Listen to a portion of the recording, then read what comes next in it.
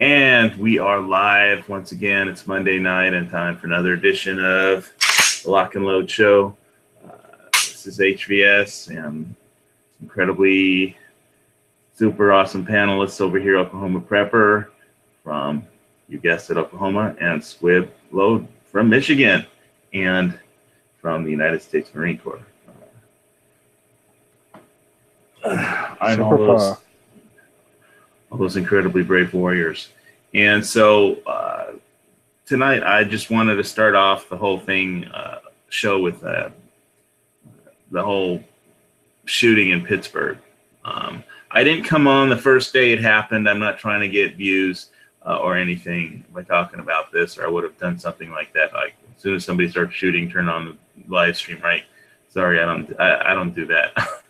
I thought about everything, and it's like, I guess the first thing to say is, if you don't know, some crazy lowlife charged into a Tree of Life synagogue in Pittsburgh and Pennsylvania, and started shooting Jewish people, including a 97-year-old lady, I think, and I think 11 people wound up dead. And he had, I think, 3 Glocks and an AR. And according to reports, and basically he shouted, all Jews must die, or something like that. And so somebody does something like that, it kind of feels like an attack on all Jewish people. But really, it's more like an attack on civilization. Do something like that. Go ahead.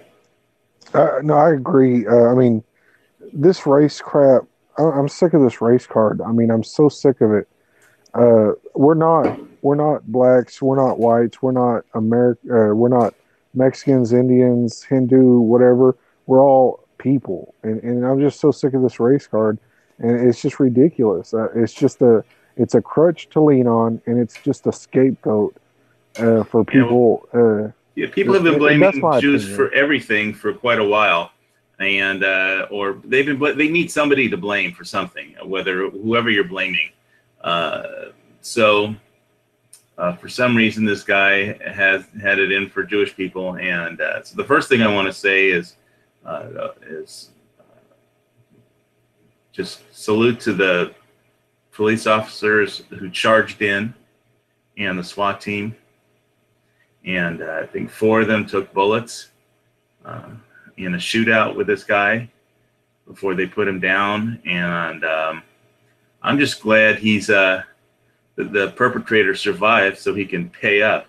And which is, yeah, I didn't want the perpetrator who did this heinous crime to just get off with, a momentary pain from a bullet and then die. I'd like him to suffer a little. Well, I do understand that.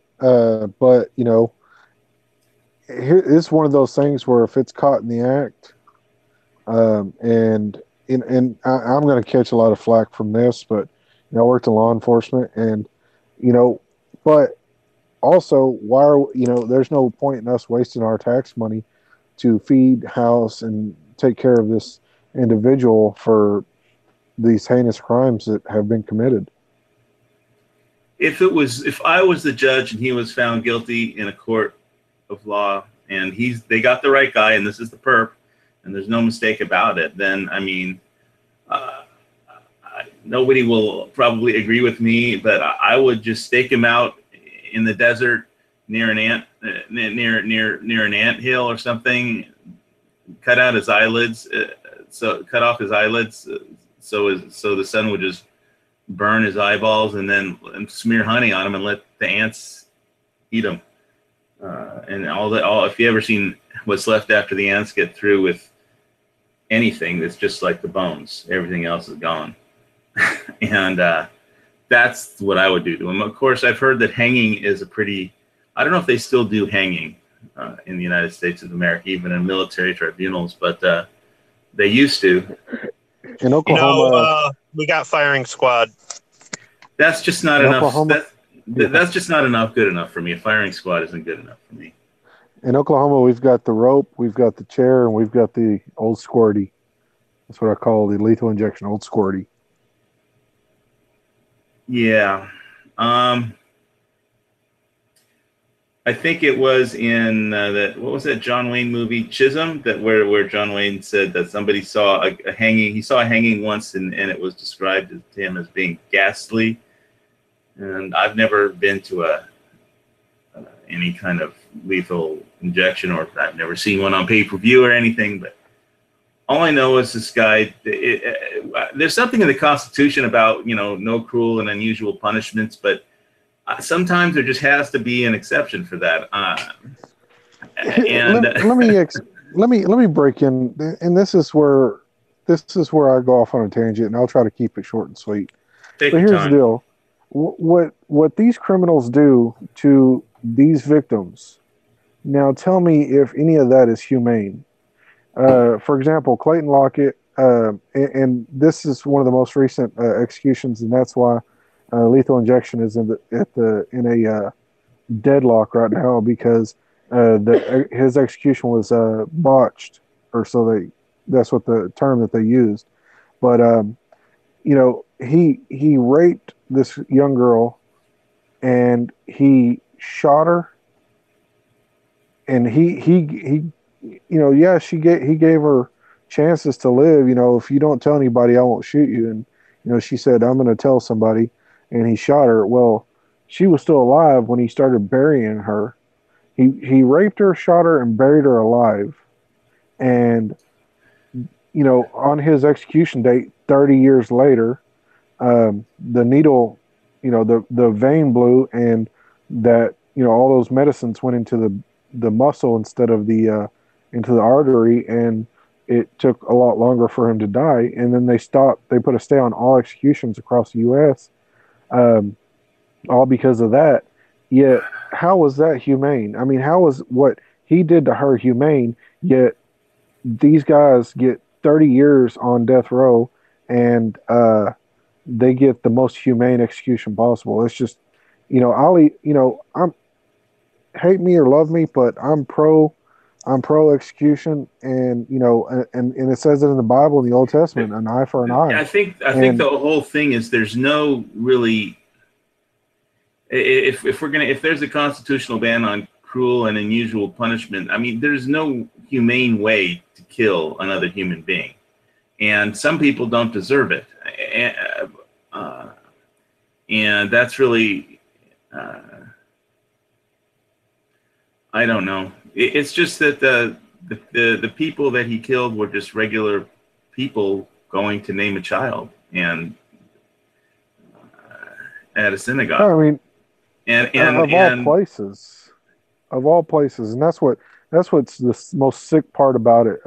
You go into a synagogue or a church or a any place, any type of religious building or anything where people go to worship their their leader, their God, their whoever, that is the sickest of all, because I don't care, I don't care what, all of our religions based around the same thing: don't kill, don't steal, and try to be good.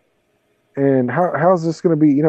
This is a place where you go to worship your God, and you go in there and kill all these people. So it's just sickening. Yeah, I mean, obviously, it's not the first time somebody tried to kill Jewish people. So there's a certain. I guess it's Jewish I don't people mean to laugh, have but you're right. It's just after a while you kind of develop a thick skin to it, and like here we go again. So, and the other thing I talk about, I didn't really want to make it a death penalty show because I'm not an expert on the death penalty. I'm not really for necessarily. Some of these people don't deserve. I mean, some kind of painless, just here's a needle, it won't hurt or something. I don't know how it works, but I've been going to at certain points, I don't like hang out at temples all the time, but I've been to temples at certain times in my life. The temple that I went to when I was a child, there was like never any security. The most security we ever had at like the temple I went to when I was a kid, Temple Solel in the San Fernando Valley, that was there on the high holidays and Rosh Hashanah and Yom Kippur, somebody would check your ticket, and that's about it. So one of the congregation member would check your ticket, and there was no security. And during the regular days when I would go for Torah study or just religious school, like once or twice a week after school, all the doors were always open. You could walk in the side doors. There wasn't one locked door in the place, and there wasn't anybody, and there never really needed to be. You could walk in the front door. You could walk into the main area of the temple, into any of the classrooms, the kitchen, the gift shop, the rabbi's office. I mean, sometimes the rabbi's door would be closed if he was meeting with somebody, but basically everything was wide open. And I think the only thing that ever really happened at that temple was like somebody stole some computers once. and this is like in the 80s. So I guess things have changed a little bit since then, but I think that a lot of Jewish people are really liberal. I mean, it's not just the candidates that, I mean, that they're going to support Democrats. So it's not about that, but they're kind of liberal minded. And it's like, if you had police with badges stationed at every entrance and exit, I mean, people would still feel weird because they just saw a gun. And most of these people are just gentle people. They don't know anything about guns. They're not into guns. They're just I don't know, people who live. They're not from. I mean, I'm talking suburbia in LA. So if they saw a cop with a gun, they'd feel nervous for some reason because there were guns. Like, and it doesn't make any sense. It's like, you know, but it's like in Europe, they don't want the English bobbies to have guns. A lot of people don't want the police to have guns. I mean, what are they supposed to do if somebody robs a bank? Use harsh language? Blow a whistle? No, that's what they have, a whistle and a nightstick. Yeah. And I guess you could do a lot of damage with a nightstick if you have enough guys with nightsticks, but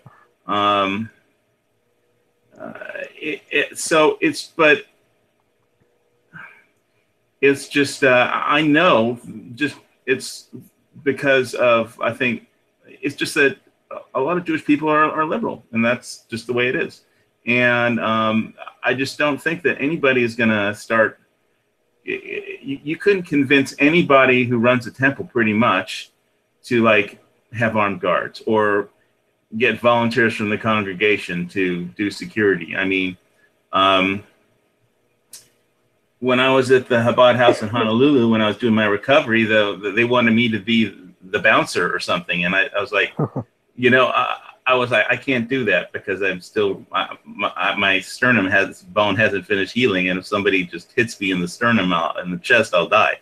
So you got to find somebody who can do the job, not me. Right. And so they, you know, but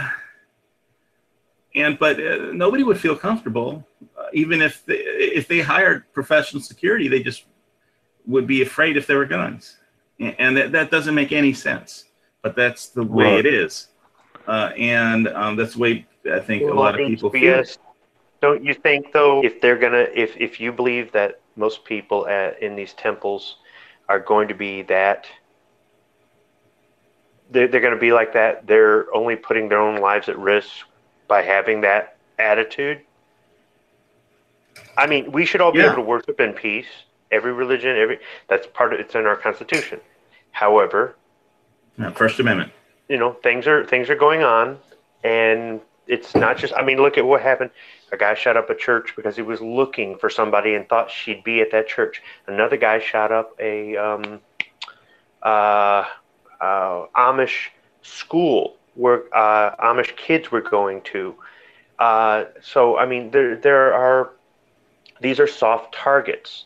if the congregation wants to have the whole, we don't want those things in here because they're evil and worse, then you're opening yourself up to be a victim or to be a soft target. I'm not saying that if somebody's uncomfortable with a gun, you should hand them a gun and go, here, you have to carry this.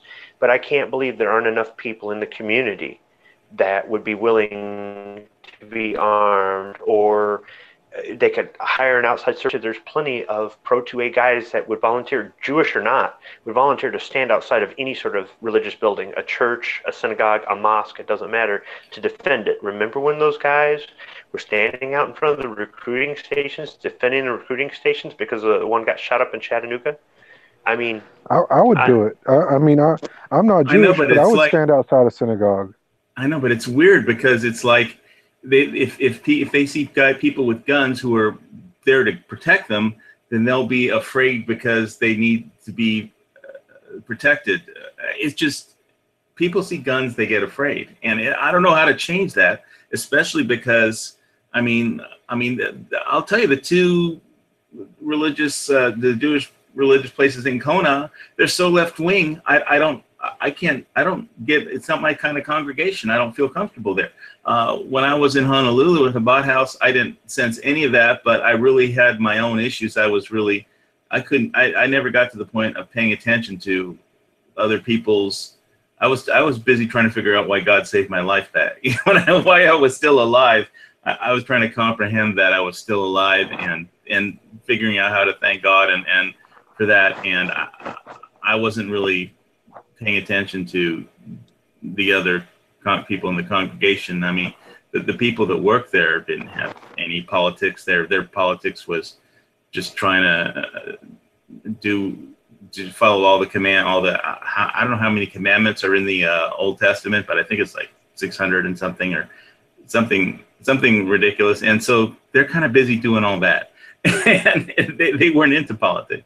But I mean, right. The congregation, I didn't really. I know that the ones in Kona, it's not my cup of tea for the congregations that are here. So I just have my own Sabbath and stuff over here. I like the Kabbat house in Honolulu very much, and the rabbi there was kind enough to visit me, but it's in the hospital when I was ill. And it's just, I don't know how to, it's like not something you can just fix. I don't know how to fix it. There's two different negatives to it. Let me interrupt you, and I apologize, but let me interrupt you. There's two different negatives to it. It's first of all, it's like, oh my goodness, it's a gun. But you're here to protect me, but you have a gun. And for those people that are against guns, of course, they're gonna be a little weary of that. Then here's the other negative. Oh, this place is so bad you have to have an armed guard. Why do I even need to risk myself coming up here? So there's two negatives to that. So no matter what, even if they do understand that it's for a good cause, they also see that, oh, it's that bad that you guys have to have an armed guard here. So no matter what, you're pretty much not going to get the turnout you'd normally get with this type of situation. Yeah, and it's weird because what's unusual about this kind of attack is that it's not a particular area that is being attacked. It's not like, the next attack would be in Pittsburgh because there's a bunch of people who don't like Jews in Pittsburgh. The next attack could be anywhere on the planet or anywhere in the United States of America, just somebody that doesn't like Jewish people. Because there's people all over the world it would be nice if the answer was just like what the Kona, the rabbis from Kona sent me, that the answer to this kind of evil is love and kindness and good deeds. And he's probably right in a certain way. But I mean, I know in New York, even Mayor de Blasio, I guess, they just posted heavy weapons police at every temple in New York. I mean, the attack wasn't in New York, but it doesn't matter. It's like when Saddam Hussein fired his rockets with chemical warheads at Jerusalem. That every Jewish person on the planet felt that. I mean, every Jewish person on the planet felt that attack. I don't think I'd say necessarily every Jewish person, but I think every person who is a caring person felt that.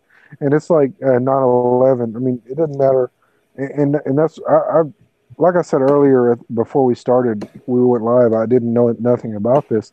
And, I don't watch much TV. So I didn't know what was going on. But, that's heartbreaking to me. And I'm not even Jewish. I'm Catholic. So that's heartbreaking to me that somebody would even do this. Nobody's perfect. Right. But but it's heartbreaking to me, even though that I'm not Jewish, and that somebody would do this, and of all places, a synagogue or a mosque or a church or a temple or any place like that, where they're there to get peace and feel safe and feel comfort, and they're naming a new baby, like an 8-day-old baby, is what they're doing.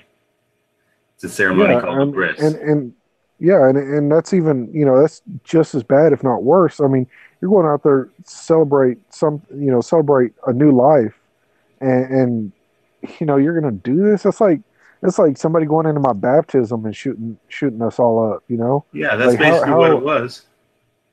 Like, how can you do that? I mean, it's just disgusting. It's aggravating, and I don't know how to explain it. It's just I think all walks, like 9/11. 9/11 was terrible for everybody, but not just one religion or not just one person was worried. You had people, this entire country united, and nobody was black, nobody was white, nobody was Mexican or Asian. Everybody was people. And the same thing with Hurricane Harvey. When Harvey hit Houston and Houston flooded, everybody, even people from, where I'm from, I had friends go out there. I was getting ready to go out there with my company. People from, all over the U.S. came out with their boats and big trucks and went out there. In that time, nobody was black, white, Asian, Hispanic, whatever. We were all Americans. We were all people. And that, in times like that,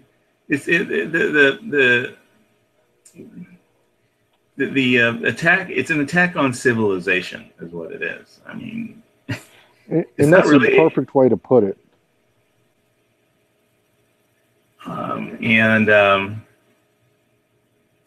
Yeah, it's just sometimes hatred metastasizes in its own weird way, and regular people can't people with love and kindness in their heart, it's impossible to understand the mind that can do this, and so it's hard to come up with the proper punishment. Especially and you're right. It is hard. It is hard because even when that assassination attempt on the Pope several years ago, do y'all know what happened with that? Do y'all know what the Pope did? He went into they let him go into the cell with this guy, and he said, "I forgive you." And the Pope, and if you ever need anything, I will talk to you. He didn't show him, he showed him love and spiritual guidance, and that's what people need most of the time. And it's like, it's really hard to how are we going to handle this? We have to let justice take its, our judicial system take its course, and we may not like it, but even the Pope, when his life was attempted on, he went in there and he forgave that person for his actions and his attempts. And what's really feels weird is that I know that if I went to like any of our local temples and said, if you want somebody to stand guard outside, I'll do it. They'd say no thanks. And and I don't even think they're going to ask for any police protection or anything. Right, but the problem is, okay, so look at it like this. I was on online today, and I was reading some posts in some different places about this.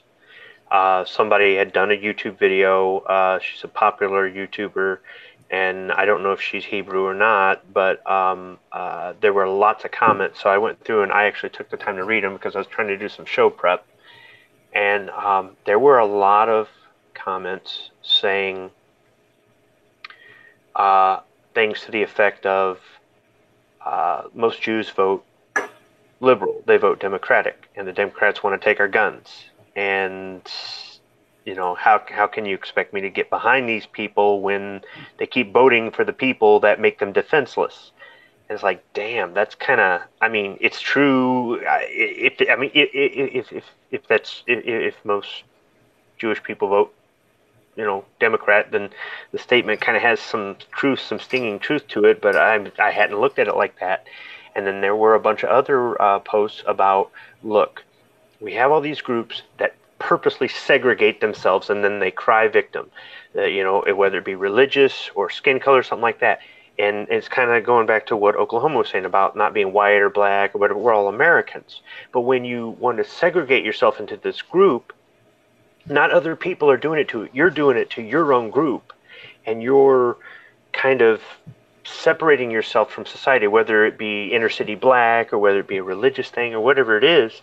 You're kind of setting yourself up for some stuff too.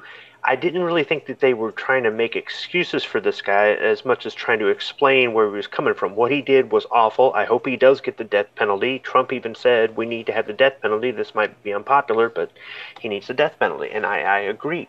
And there's a time for certain things to forgive, and then there's a time to make somebody an example. And in this case, I think they need to make an example. But some of these remarks really they got me thinking about things in a way I hadn't really thought about it. I know that last week on one of the shows I'd been talking about the guy who sent the bombs in the mail. And one of the guys on the show was trying to explain why he was doing this, his mindset. But in doing so, it almost sounded like he was justifying it or making excuses, and that's not the case. But I was like, be careful how you say things, because that's how people are going to take it. And I don't believe in hate crimes. If somebody kills or assaults or steals from somebody because they don't like the skin color or what country they're from or their sex or their sexual preference or whatever it is, it's still a crime. To say that, okay, that's their motive was hate. Fine, that's their motive. But I don't think there should be, just like I don't think there should be a difference between assault and assault on a police officer. They're both assault. Why do we have to have a separate one or a worse one for assault on a cop? I just don't. Because if you're going to ask people, if they're going to ask these people to run in and protect you when they're going to want some special protection. If you take a shot at a cop, they're going to want extra. I mean, as a union, yeah, they're just going to want. I mean, Oklahoma, you were law enforcement. How do you feel about that? Well, I see both points. I see both your point, Hawaii, and I see Squibb's point. Why should there be two different charges? If why should there be different charge? Assault is still assault. Why should it be different on a police officer? But you do have a good point, because we're there to walk in and run in to and face danger dead in its nose and try to de-escalate the situation as much as possible, if not escalate that situation any way possible once a less lethal use of force has been exhausted. So we're the ones, and it's the same way with fire and EMS, and all those charges. There's a difference between assault and battery on police officer, or assault and battery on public servant, is because people rely on us to go out there and try to defuse or de-escalate the situation, and we get we get shot at, or it's like that fire department, that engine crew that went for a medical call. The guy set them up and ended up killing a couple of them and took the other ones hostage, and the only one that ever made it was the engineer, and he was out in the truck. It's like it's the way the we go out there. justice system works that also like it was that scene from 48 Hours with Eddie Murphy and Nick Nolte when Eddie Murphy complains that, oh, look at, how come that guy's out on the street? He takes a shot at a cop, and like in the same day he's out on the street. Yeah.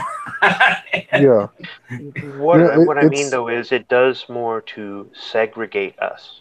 When you have assault and you have assault on a police officer and you want to justify it by saying, well, they're out there to protect us, you create more of that us and them mentality. When you have a crime and you have a hate crime, you create more of a us and them mentality. If we really want to be unified and everybody's equal and all this other happy horse shit and hold hands and kumbaya, we can't be, you can't give more validation to one group than another, or one thing than another, we're all Americans. Well, we're all human beings, and I understand extinguishing a life should let me update you. You just shouldn't be able to get out in a couple of years. You extinguish someone's life. Right. And Squib, let me update you, if I may. We used to be all Americans. Now we're Republicans, Democrats, left, right, up, down. We're not Americans anymore. And that's another thing that your point is validating. And I agree with you on that point as well. And so I'm 50-50. I'm not biased either way, just because I was in law enforcement. But no matter what, we have lost our way. We are no longer Americans. We're no longer fighting for what's right. We're fighting for what we want, and we want to be comfortable in this and that. And I want my guns, and they want my guns taken away. So no matter what, it's all done. We're all done. We're segregated. We've all segregated ourselves, and everybody's wanting to change who we are. People across town are trying to change who I am. People across town are trying to change who you guys are. And that's, no matter what, no matter how we fix things, every way possible, it's going to be segregated no matter what. And that's the whole point is we try to go in. I'm getting way off topic, I understand, but we to try to track back or backtrack. We try to do everything in our possibility to go in there and help people that need help. And yes, a lot of people do back down when they see that a police officer is there, because it's not necessarily because we have guns and we're not afraid to use them, but yeah, they don't want to catch that felony assault on a police officer charge rather than misdemeanor assault and battery. So I mean, it does help, but I do see what you're saying. Why segregate because I'm a cop, or because I've done this before or did that? And why are you going to segregate me aside from these people? Yet everybody's segregating each other already, no matter what, in so many different ways. So no matter what, we're not going to ever fix this. There's no way for this to ever be fixed unless we all just give up and say, okay, it's time to have peace. And that's just the real truth about it. Well, I don't know, because America was built on people being able to argue with each other. I mean, and it's just that our political fights are words and not bullets or bombs. Like that's just it, though. We should be able to do that as Americans, and as in our case as friends, we should be able to have a debate. And even if we walk away both not agreeing or not really too happy with what the other one said, at the end of the day, or the next day, we're still friends. I mean, we should also be able to say uncomfortable stuff from time to time, and maybe sometimes you got to say, "Hey, man, don't bring that up again." But, or like HVS, you're one of my Jewish friends, okay? And I've made a couple Jewish jokes around you, mostly about money or something, because it's a stereotype. It's funny. sometimes when you bring out funny things about groups or stereotypes or something like that, it neutralizes all the things that we're trying to use to point out our differences and use that against each other. Instead, you delegitimize it with humor and stuff like that. Now, there's certain things that in my opinion, I just won't take that far, and I don't think and somebody else might be okay with it. But just understand that anytime I do that, especially with my friends, it has nothing to do with trying to put you down or I don't really like you. It has nothing to do with that. Just like if you were talking about hillbilly jokes, I'd probably be there laughing with you. I might even be able to help you out, But it's just for me when we can't have that open dialogue where we can disagree on, say, like the whole Bitcoin thing. I do joke with you. I do rib you a little bit about that, but we don't agree on that. But it doesn't mean I think that you're dumb, or I think you're less of a person, or I can't be your friend, or not. And I just don't understand why so many people have to have something to nitpick on, and they can't make light of it. They can't get past it. They can't go, you know what, maybe I should look at this a different way, or let's just agree to disagree, or whatever it is. Instead, they've got to make it their rock or their pillar to stand on. Their mission in life. Yeah, and then they want to go do something. I mean, not everybody, but you got these fringes on both sides or all sides that are willing to do something this just crazy. Everybody, what it comes down to, Squib, and like you said earlier, you and HVS make jokes about this, that, and the other, and I'm the same way. I'm Mexican. I'll tell you the funniest Mexican joke I know, but it's all in good fun.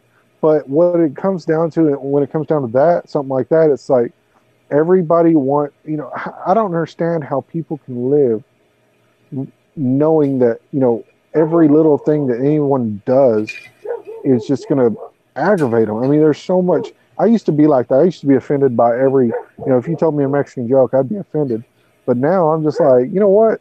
Life's too short for that. I don't understand how people can live day to day with the stress of being, for the lack of better words, butthurt over everything that someone says. Well, I just can't understand it.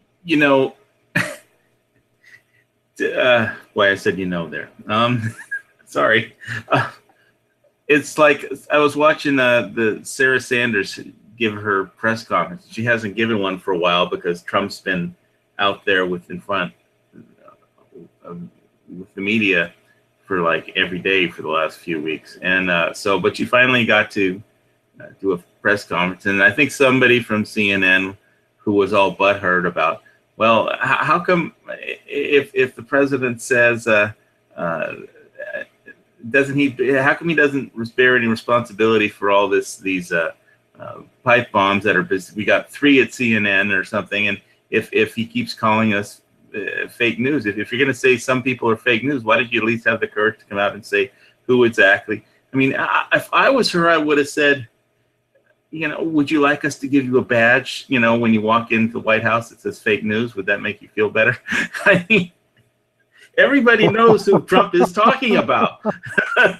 That's the greatest. And here's the thing that's going around, and I wasn't there. I wasn't at CNN headquarters when these bombs got delivered, but I've seen the pictures that there are post stamps on there.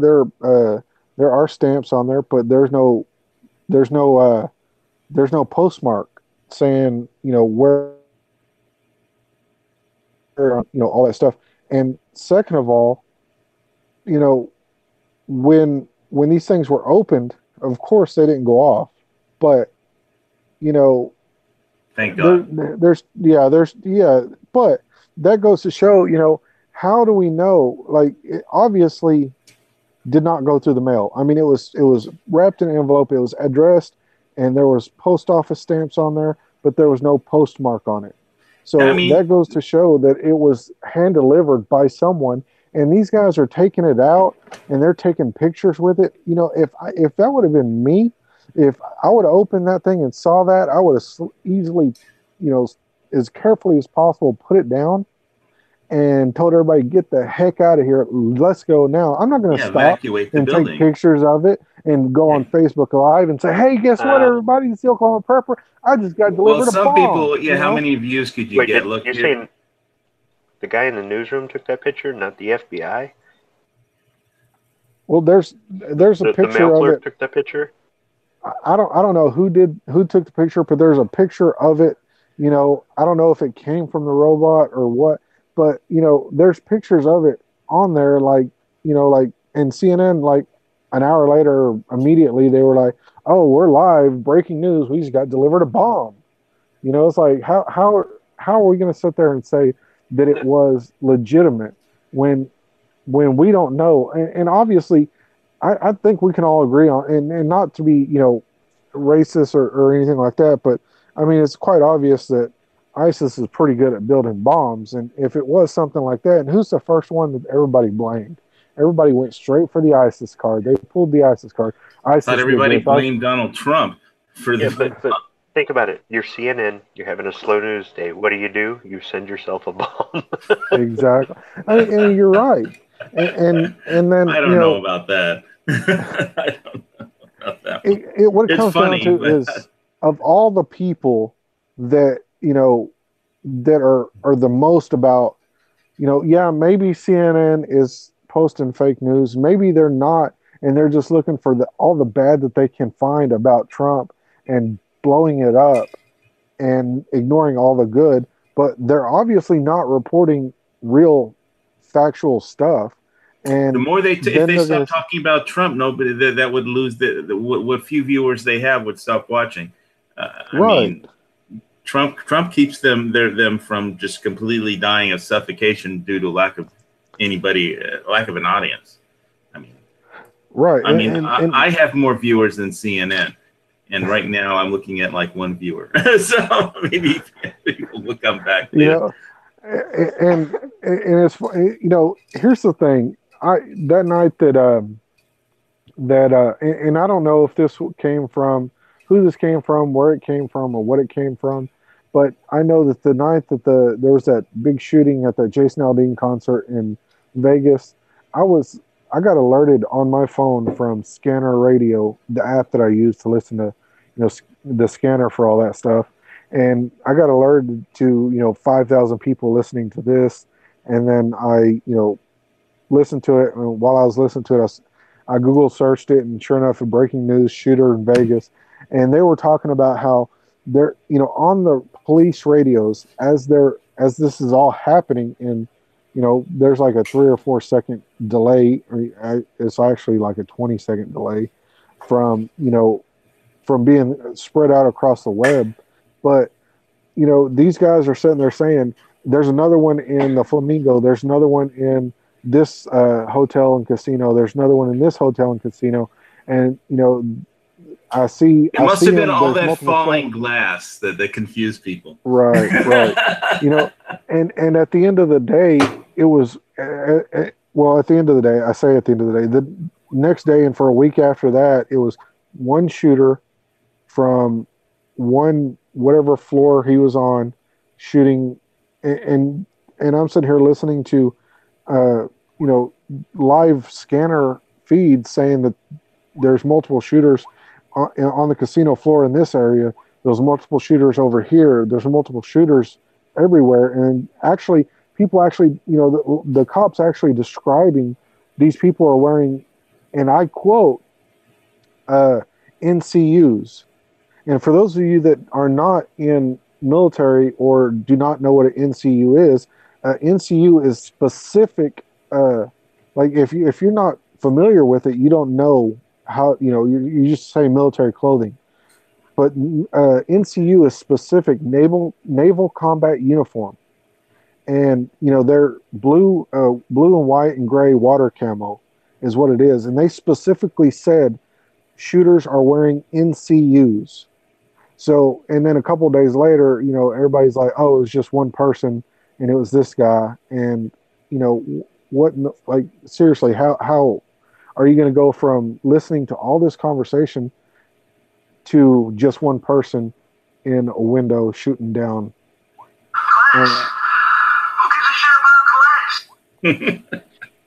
Well All done. right. So, all right. Uh, and then just to top it off, it was the whole thing that I got an email from Gun Owners of America that Bloomberg put out some ad using the footage from outside the temple after the shootings for like some gun control ad, political ad. And I was like, it just makes me angry. But you know who I'd like to hear from is the Jews for the Preservation of. I've heard that Right?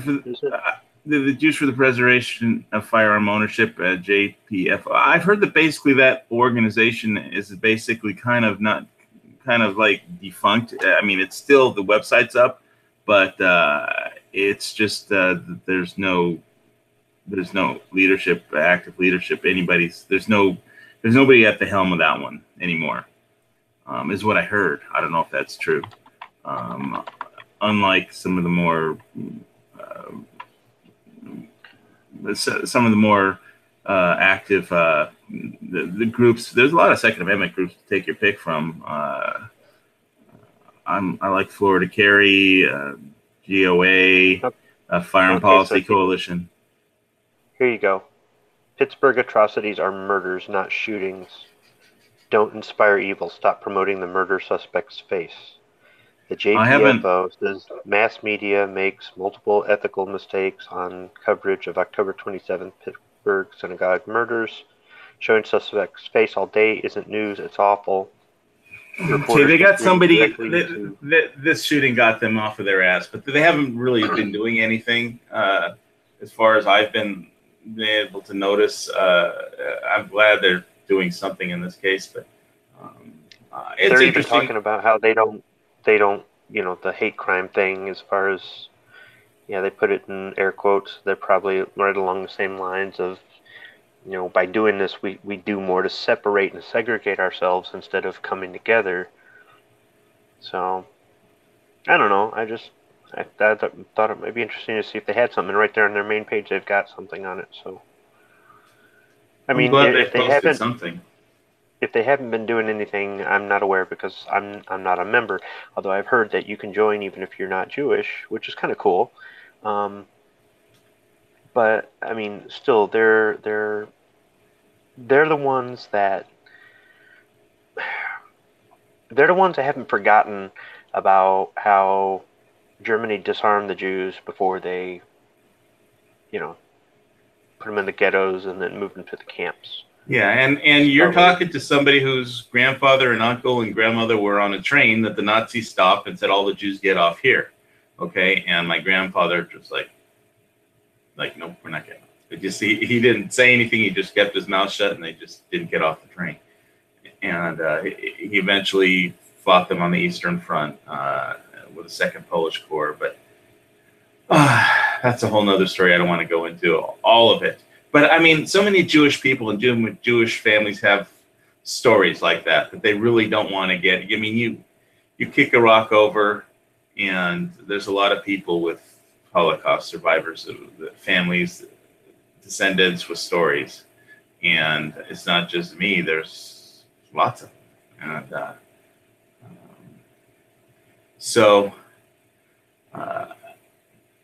it's like, I know my grandfather fought in World War II on the Eastern Front, and he killed a hell of a lot of Nazis. But I don't. It's like it would be nice if when the war was over, but like somehow this particular hatred just never dies. And it's sad when you see it on like YouTube or people try and blame Jewish people for taking away Second Amendment rights. I think it's more like Dianne Feinstein, Nancy Pelosi, Michael Bloomberg. I don't know which of them, if any of them, are Jewish, and I could care less. I mean, it's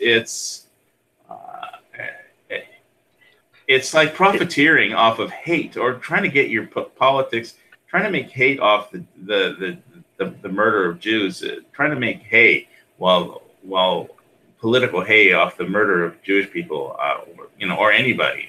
I don't know. Sometimes it's easier to lump everybody in a group together. I mean, it's awful hard to. It's awful. Okay, so it's awful hard to separate a peaceful Muslim from a terrorist Muslim when that peaceful Muslim might be related to the terrorist one and refuses to turn in their terrorist cousin. So when you say that, these Jewish people are afraid of guns, or they don't want this or they don't want that, and then they vote for the people who want to take away the guns, it's kind of like, it's kind of along the same lines, and it's really, but that doesn't excuse violence against any of the groups. I mean, some of the things I read today were from Christians. If in America, I just want to say this, Squib, I'm sorry for interrupting, but if you don't like Nancy Pelosi or Hillary Clinton or Michael Bloomberg, what you do is you vote against them and their political allies. That hurts them. You don't send bombs or shoot people. You vote against them. That really hurts them. That's the American way. You vote. Yeah. Well, I read some stuff that was posted by people claiming to be Christians that were blaming the Jews for the death of Christ. And, what's funny is I'm a Christian. I went to church a lot as a kid. And I thought the Romans did that. Well, see, that's just it. I never heard anybody say the Jews did it until I was an adult. Now, I did hear it from Christians, but not preachers, not at church. It was always outside of church, some sort of religious conversation.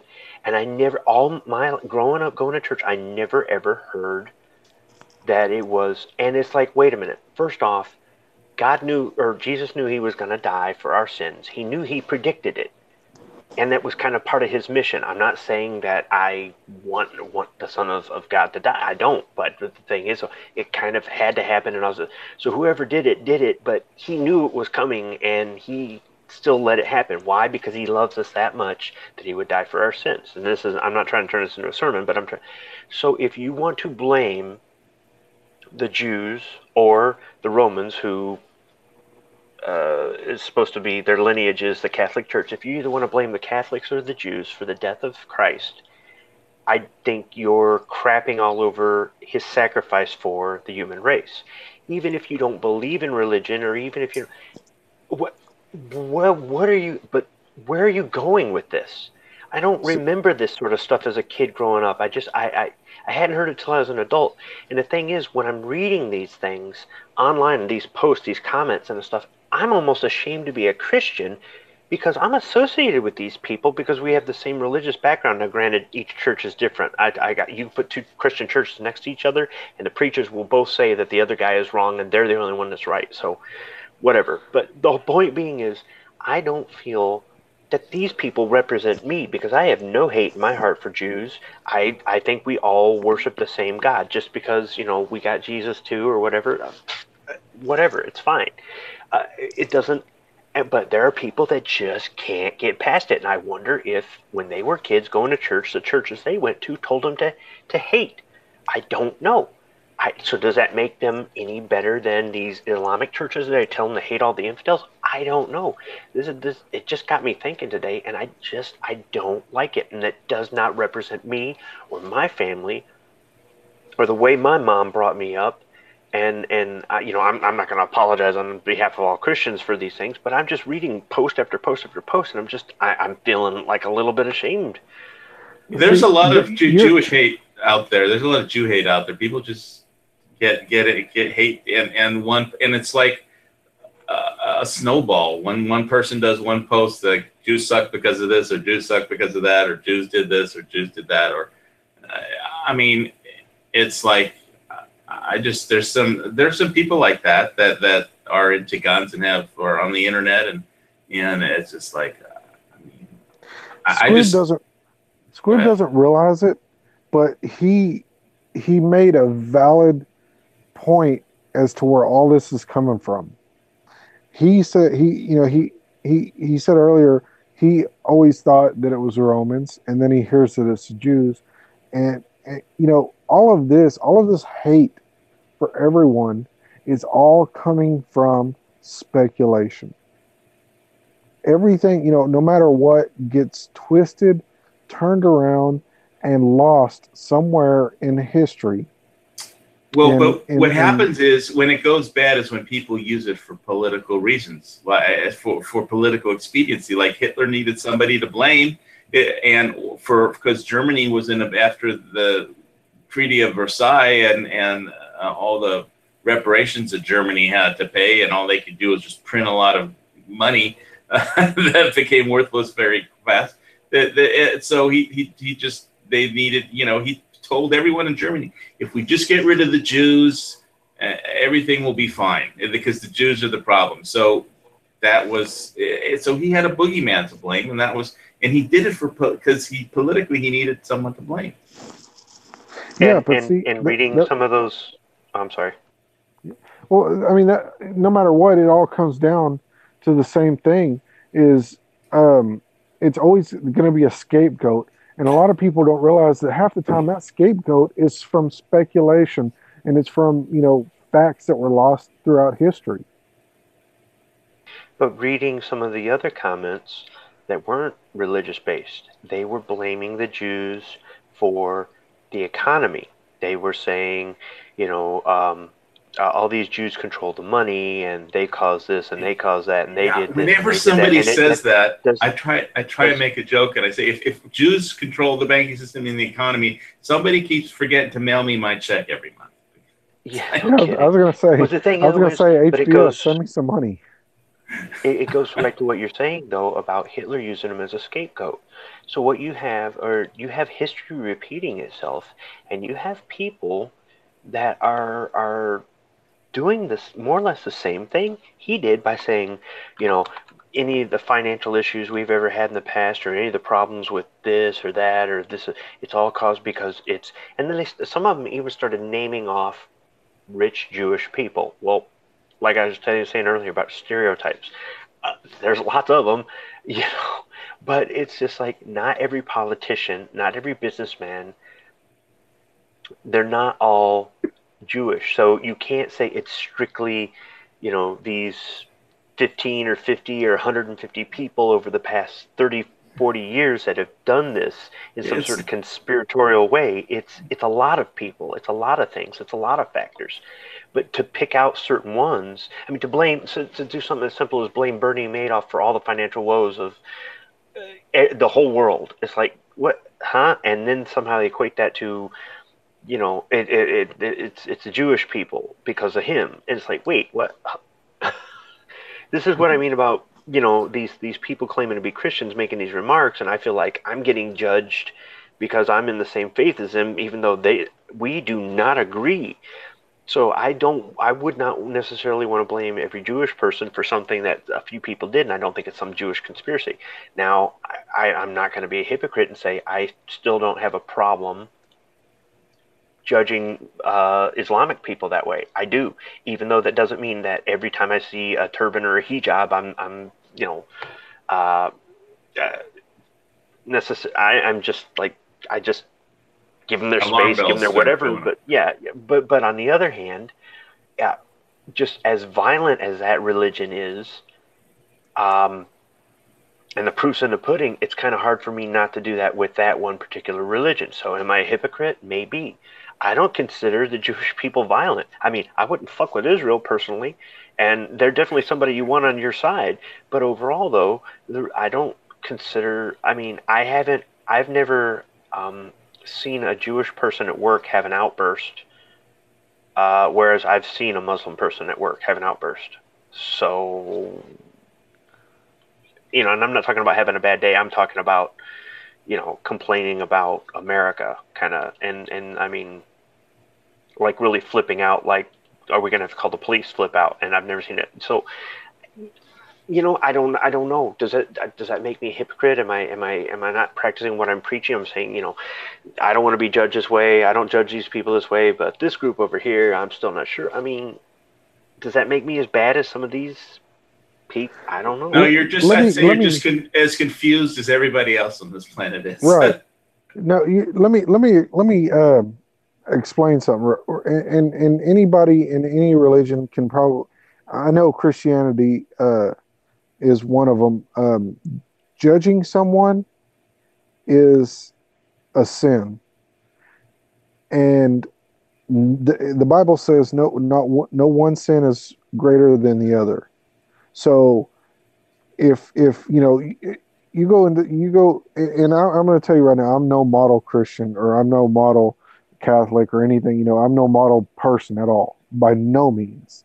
And but here's all these people of all these different religions sitting here judging people and saying, oh well, this is a bad person. Well, you know what you're doing. You're committing a sin, and you want to sit there and praise yourself and put yourself on a pedestal and on a soapbox. What about this person who, if he's convicted of this crime, I mean, somebody has to judge him and sentence him to. Well, I mean, but this is the judgment of man, not the judgment of God. So right. Well, that's the laws of God are way more powerful than the laws of man, of course.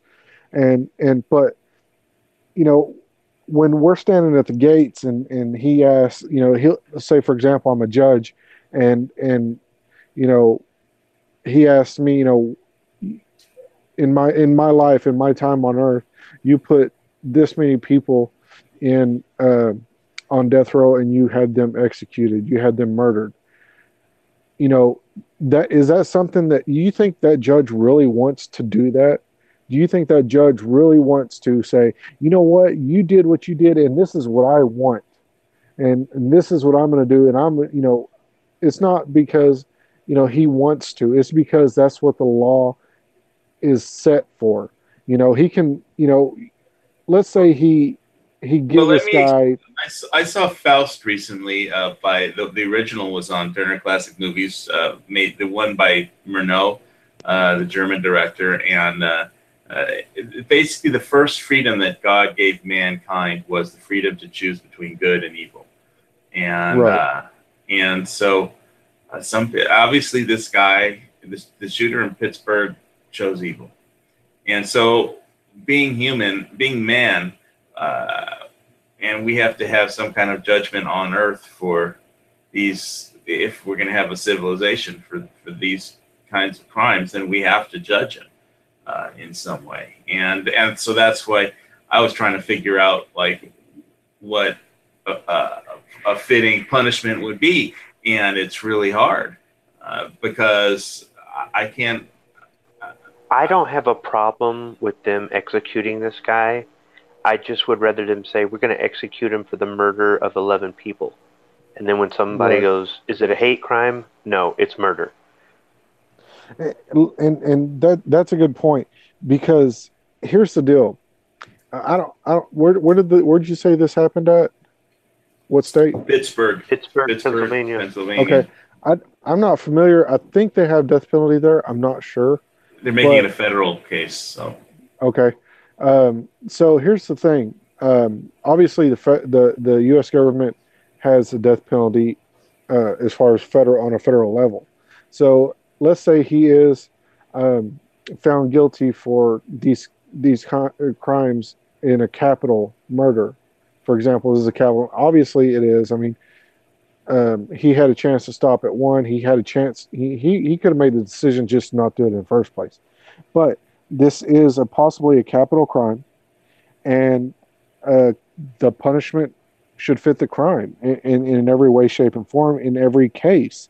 Now, how do you come up with a punishment that could fit that crime? I can't even. Well, I mean, at the end of the day, by the time that this verdict is read and the sentence is read, it's going to be, you killed these people, now you're going to die. It's basically what it is.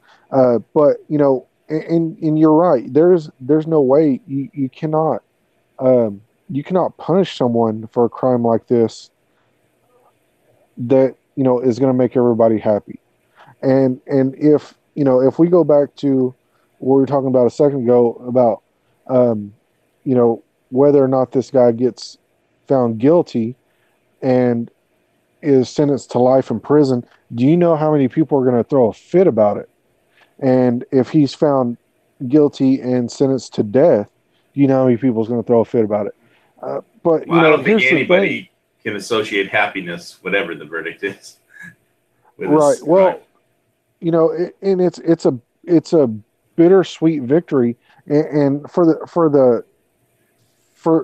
I just recently figured out what the term bittersweet meant, and it's like it's one of those double negatives. But it's like, okay, he's gonna pay the ultimate price for the ultimate crime, but is that really gonna solve our problems? Like you know how is this guy is going to sit on death row for 30 years. He is, they all do. And you know is that going to be enough? Is it going to be enough for him to rot in a cell for 30 years and then be given a way out? So all he's going to do is go to sleep. And Well, if you want to talk, but if you want to talk about the compassionate side of it, do you know that when they took him to the hospital, all the medical people that saw him and kept him, took care of him and all that, they're all Jewish.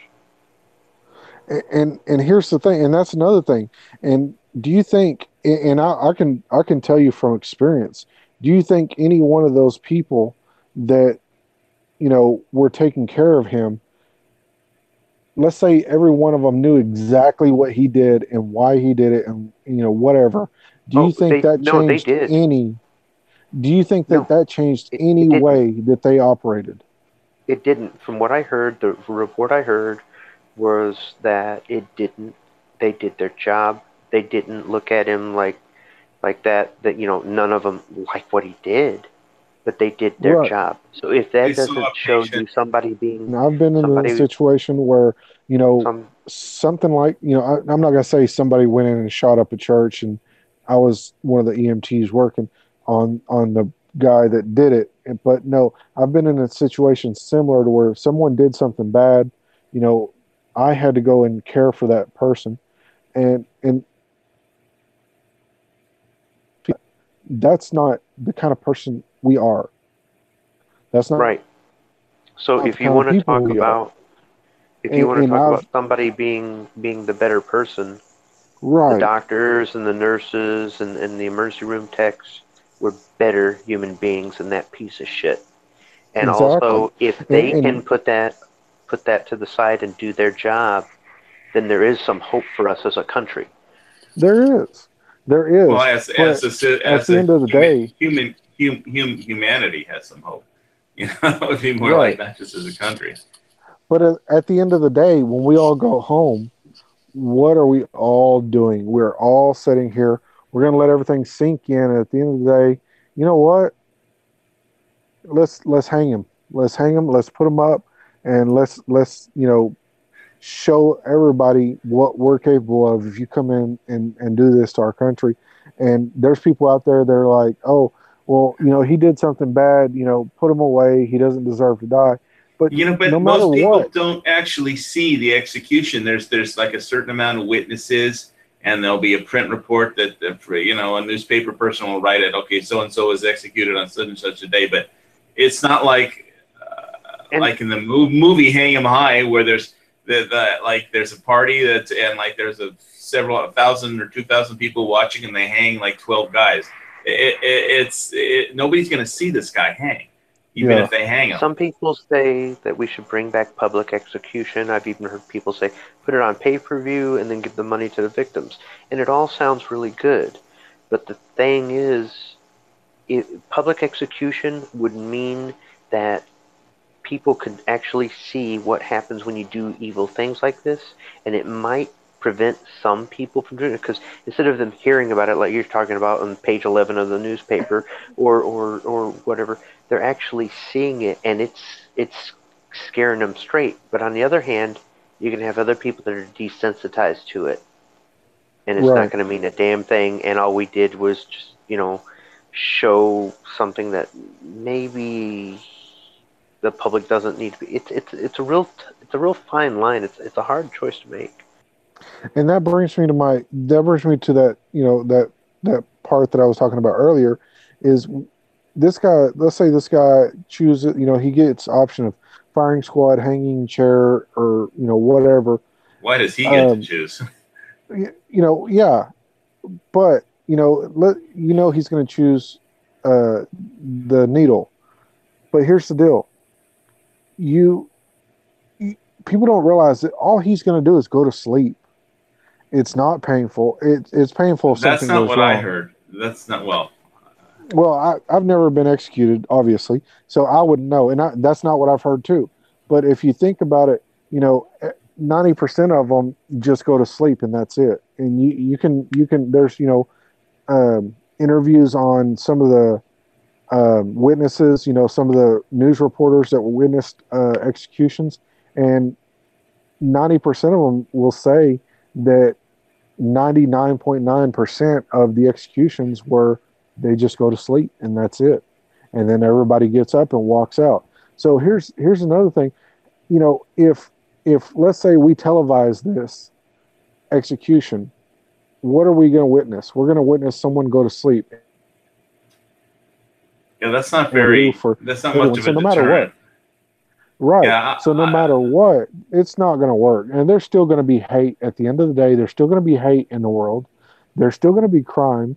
And there's still going to be, people that are out there that don't care and that will take anybody down with them.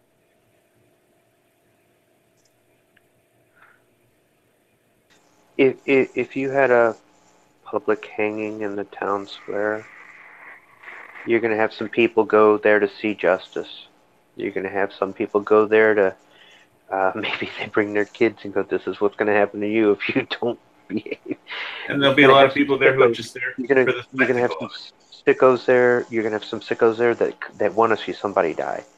And I don't mean in a good way like this piece of crap deserved it. I'm saying they're like, Yeah, they they're are going there to for entertainment. yeah, they would murder themselves if they weren't chicken shit, so they'll at least go there. And then you're going to have the protesters on the other side of the street saying how execution is wrong and blah blah blah, and then there'll be a big fight.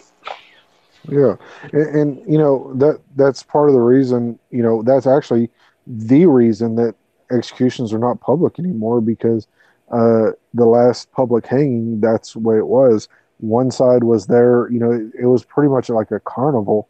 You know, there was vendors and all kinds of stuff, people going around cheering, and then other people were sitting there saying, "This is wrong. This is you don't need to be doing this." And then it turned into a big fight, and that's why public executions are no longer public executions. It's kind of like It's private. we've moved on from that. We're not as barbaric as we used to be. I Right. mean, in the past, it was more acceptable because the world was a different place. But as the world changes, it might not be that acceptable. The thing is, though, if the guy does sit on death row for 30 years, like historically happens with these guys, it doesn't give it any. I don't know. It doesn't give it any weight, any gravity to it, as far as saying if you want to be a shitbag like this guy, this is what's going to happen to you as a deterrent. You know what I mean? The punishment is the deterrent, but I don't know. It's just so tough. But really, if you think about it, how much of how much of a deterrent is it to be found guilty, sentenced to death, and sit in a prison for 30 years before your actual execution date? The only person that I know ever that I can think of, and I'm pretty sure there's more, that was ever fast tracked was Timothy McVeigh. Was sent on death row. He sat there for 5 years. So I mean, Then that's the that's fast closest track. thing. It used to be in the days of the Old West that the thing that a gunfighter would fear most is a jury and a judge, and but not anymore. You're going to sit there for 30 years? I mean, that's like you're going to die in 30 years anyway. I mean, if they had the death penalty in Hawaii and I shot somebody, it's like I would still live just as long. I mean, probably I wouldn't. It's like You may Think live about it: free longer. food, free room and board, free health free care, and free hots and a cots. all the free butt sex you could want. I mean, so whatever. Ah.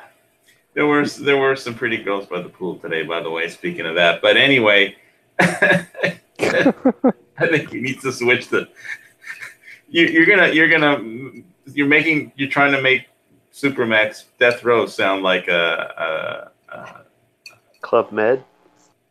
God, I was at a Club Med once. No, you're trying to make it sound like a cat house.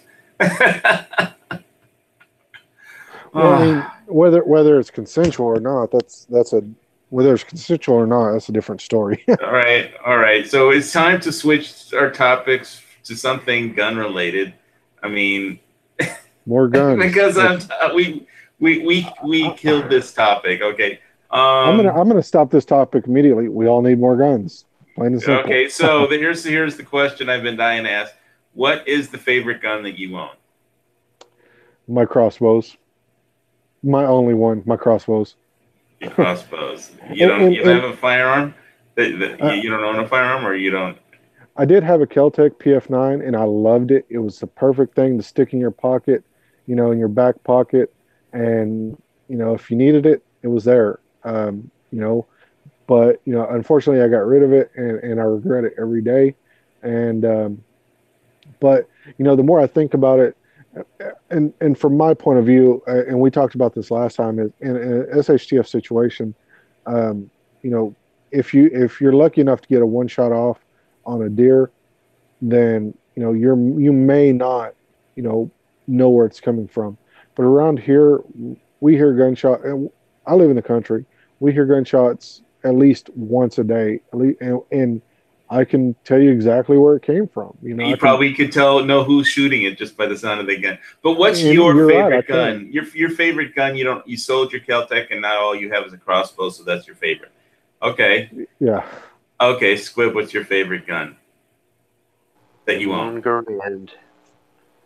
M1 Garand is your favorite? Okay, why? Garand. Why? It does pretty much everything I need it to do.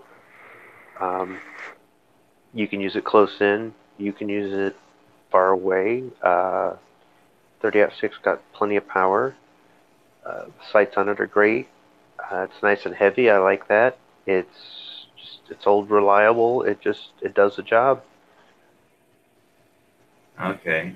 Well, I'll tell you, I had for myself before I asked Rupan, it was a choice between, do I really like my revolver GP100 or my Tavor? And I had to go with Tavor for just sheer badassery. It's just a badass little rifle. So I'm gonna go with the Tavor. Rupan, if you're with us and your mic is working? Yeah, what's the favorite firearm that you own? Oh boy, I'm gonna have to go ahead and say AR-15, just because on my worst day I can still hit a target standing at 185 yards easily and repeatable. It's got good point blank ranges. The ammo is lightweight, and if you need to take out a fox or something smaller, it'll do the trick. Did you get a new mic? No, this is just my Apple headset. Shit, it sounds great. Loud and clear. Yeah, this is the best I've ever heard you sound. Well, what happens is usually my phone's dying, and the way Apple did things nowadays is you either have your headset plugged in or you have your phone charger plugged in. Mm-hmm. They got rid of the. I get what you're going. Yeah, so today I charged the phone and I showed up late, so that way I could talk.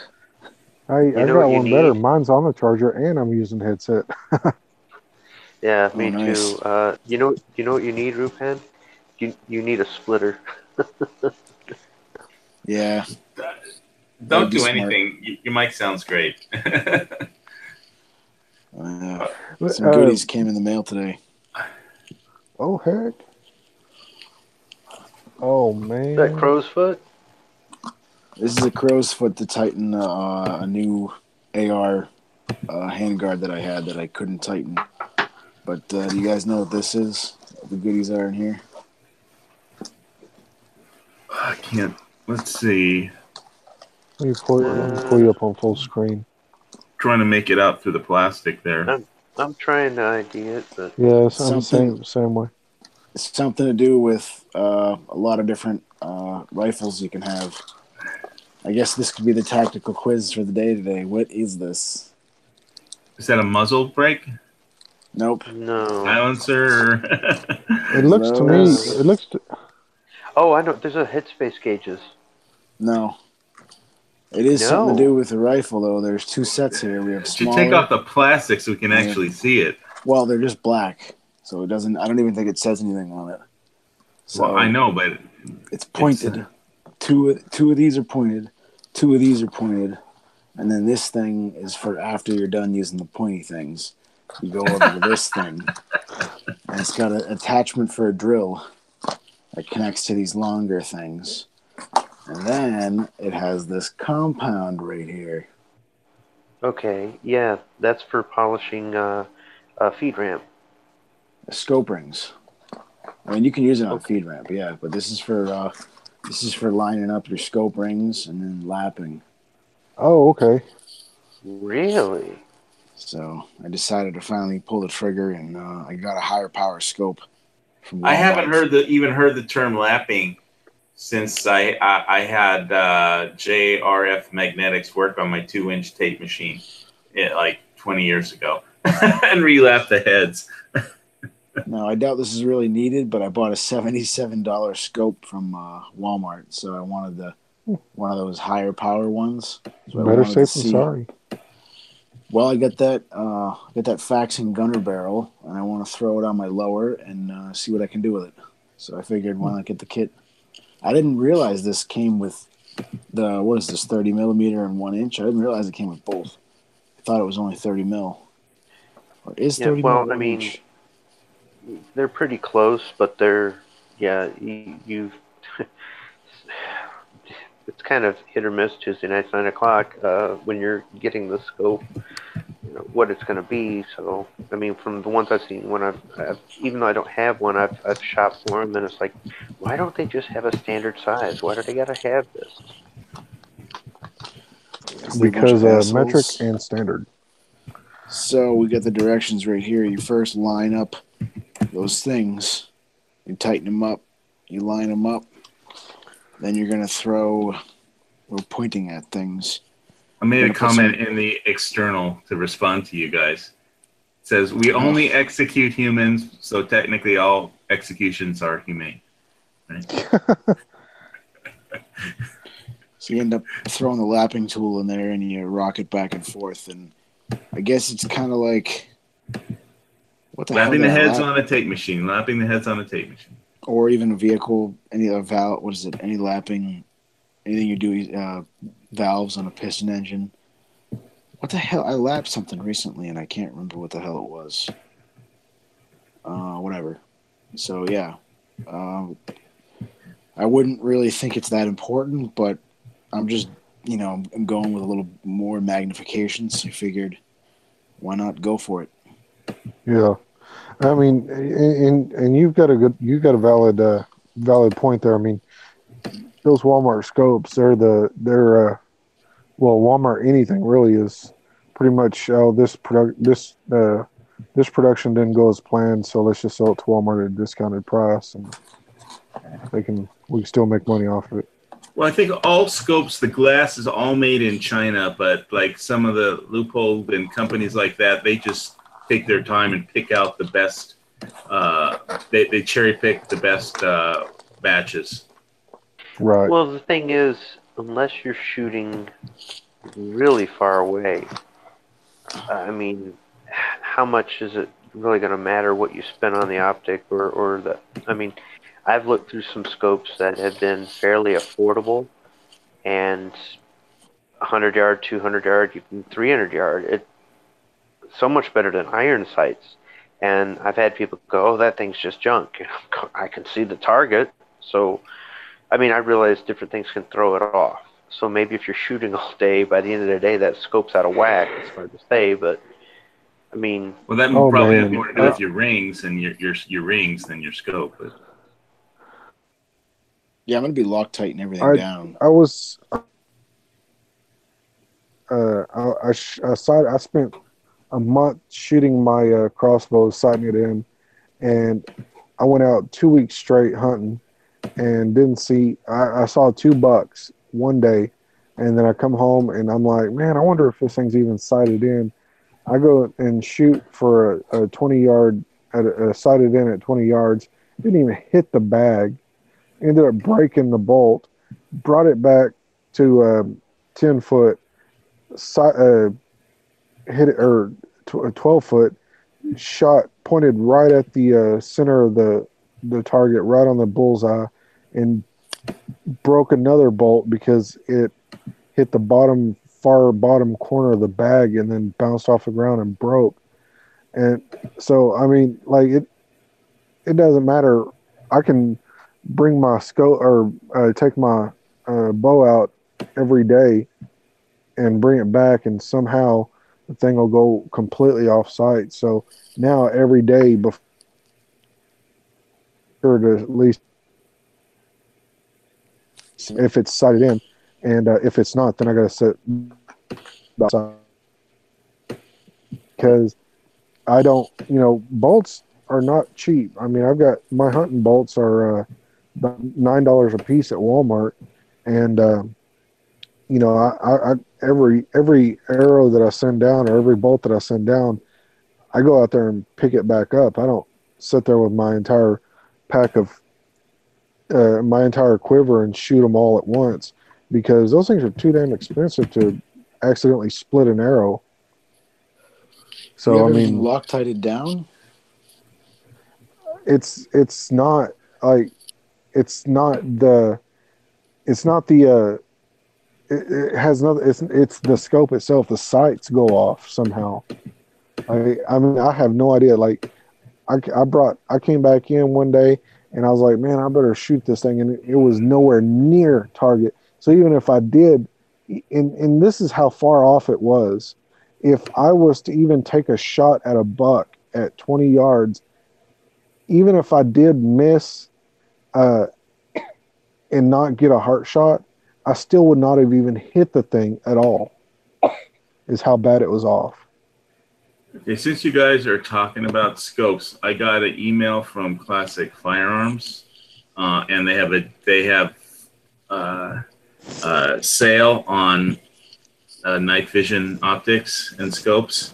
I was like, oh, that's on my wish list. That's on my prepper. The two things on my prepper kill list are thermal and night vision optics and scopes, and working on getting some solar power for if the grid goes down, getting some solar power capability. And that and night vision are really on the upper end of expenses, and they had some pretty inexpensive stuff. I'm gonna see if I can do a screen share of Classic Firearms just to get your guys' opinions on any of these. Right. While you're doing that, real quick, I know after that, I know I'm going to upgrade to possibly a red dot scope, because it's just so ridiculous that thing was so far off on something like that, and even now the new Barnett, every Barnett that's being produced now and sent out is being sent out with red dot scopes. Well, what kind of red dot? Barnett brand, I guess, because they're probably. Is that what you were using when you missed so bad? Yeah. Those are probably not parallax free. The cheaper red dots are not parallax free, so it's like you're never. That's why I was so happy with when I got that Israeli red dot, but it costs a lot of money. So the other question is can you see a red dot? That's the other question. Oh yeah, I can. Yeah. Well, the problem when I say, just in case people don't know, parallax free, basically the dot stays on your target. I mean, depending on where you are behind your red dot. If it's not parallax free, when you move your head, the dot and the target will move all over the place. And if it's parallax free, then what you see is what you'll hit. And so yeah. But those cost the true parallax free ones aren't very many of them. And they cost a lot of money. So well, see, in that case, I can be you know how it is. If you're not looking straight perfect through that scope, you're going to see the sides and all that stuff. But no matter what, I can be, you know, so far back or so far forward up on the scope, or even over, and no matter what, as long as that target, as long as those crosshairs are on that target, I'm going to hit. So yeah, it's parallax free, but I'm looking at it and it just says Barnett crossbows all over the scope. I think I want to say it's 4x32. I'm gonna have to look at the other one because this one's got a cap on it. But I think they're Jesus. 4x32s. $9,149 for an EOTech, that's on sale. Oh I mean, my really? goodness! All right. Well, I think I'll wait till Bitcoin takes off, and Yeah. everything's been getting slammed, including cryptos. But they had some interesting, inexpensive ones on here too. They had like some Russian or some really, really low cost ones.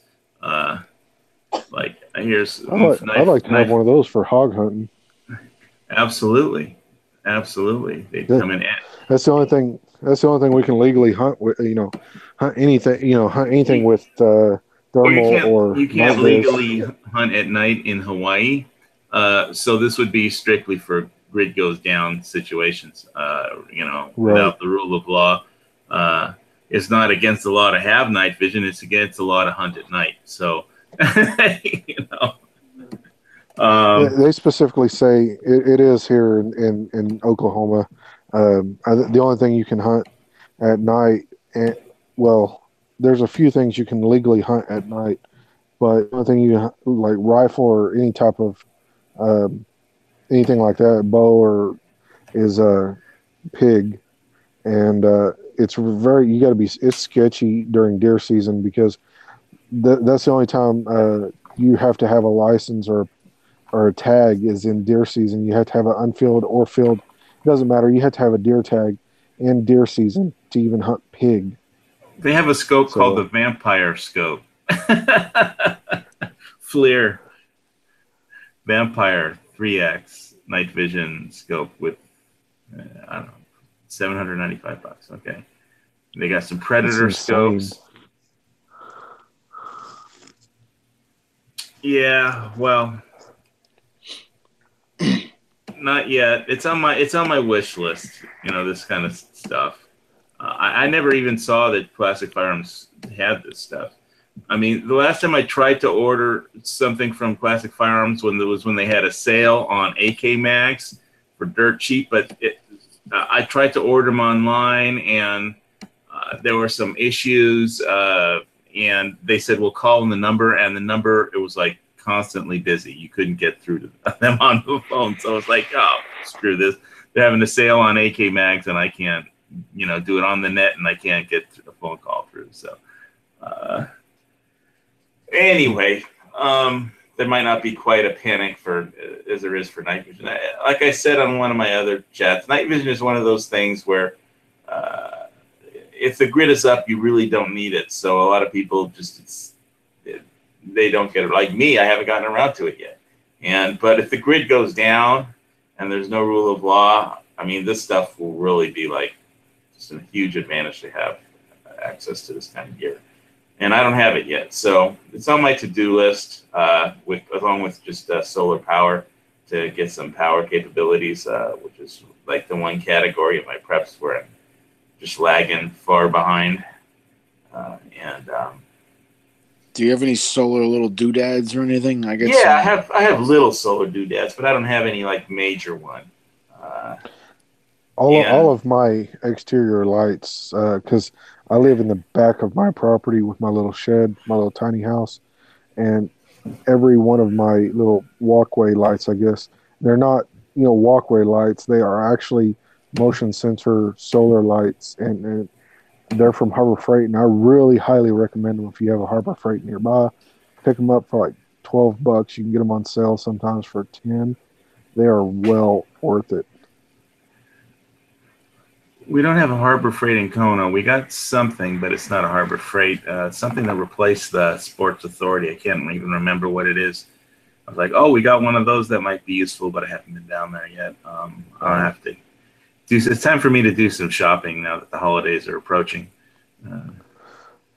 Yeah, I was walking through last night, and I was sitting there thinking, man, I need a couple more of these things because, there's a couple of dark spots in that walkway. But, I like them, but apparently there are some that you can flip them from motion sensor. They go from off to motion sensor, or motion sensor dim. A motion sensor or dim, and the ones that I have apparently are only motion sensor and dim, so they stay on. And I would like to have some that are off until the motion sensor senses motion, because even when nobody's out there and I can see on my camera that they're still on, and that just kind of there's no use.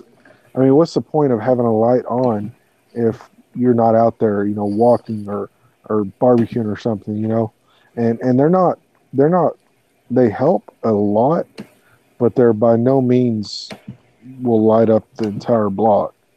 But they are pretty good about, there's a landmine there. The dog laid a landmine. Better walk around that. But it's not like, there's a landmine 300 feet away.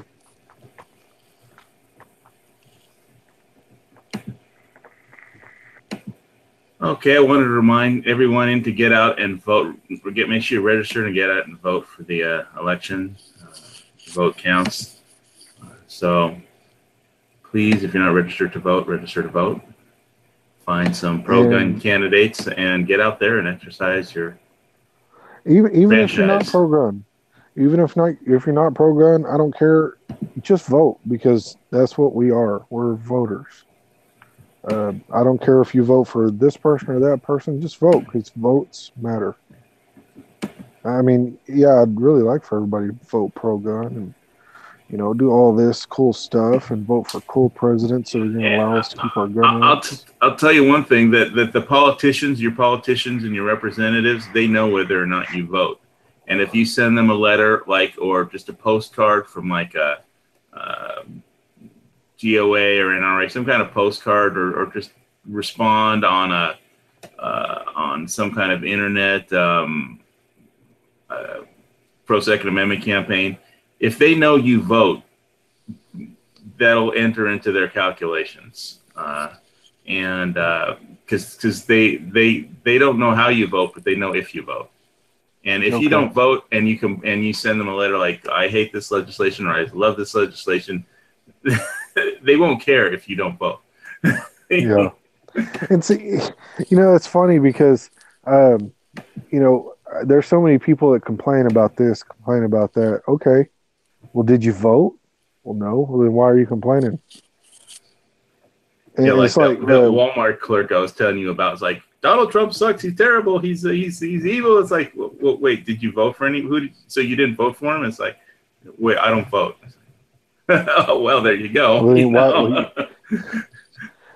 It's aggravating because recently Oklahoma just passed legalization of medical marijuana, and you would not believe the people that came out and voted. My first time to vote. Well, you know what? If this is something you're voting for, then we got the I should show you the story in the paper.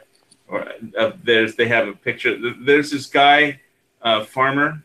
I guess he's not here to complain or take the counter view, but he used to grow tomatoes, GMO tomatoes, and some people were for it, and some people were against it. But he quit growing tomatoes, and now he's got a little marijuana, a legalized marijuana farm, and he paid for the permit to do that, and so it's a corporate permit, and it's just going. I think it went active today. So he stopped growing tomatoes, and he starting to grow wheat for medical marijuana. Oh, I bet that really pissed everybody off. I don't know. I mean, some people. Hawaii is like a very. Those people who aren't stoned are probably trying to get stoned. Ah, I know it's funny how, everybody's against this, that, and the other, but they're really quick to legalize something that's been illegal for years. right. Well, it's interesting because it's federally still illegal, but the state laws Yeah. are what they are. And but so the problem is is the banking. You can't bank. You can't take the profits to a bank because no bank Right. is allowed to handle drug sales Right. money. So Um, it's like you have to eh, use cryptocurrencies almost somehow or cash, and talk about an accident waiting to happen. You just have to have a go-between.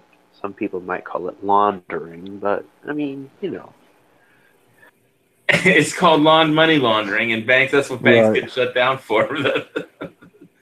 But here's what I think is funny, and I'm not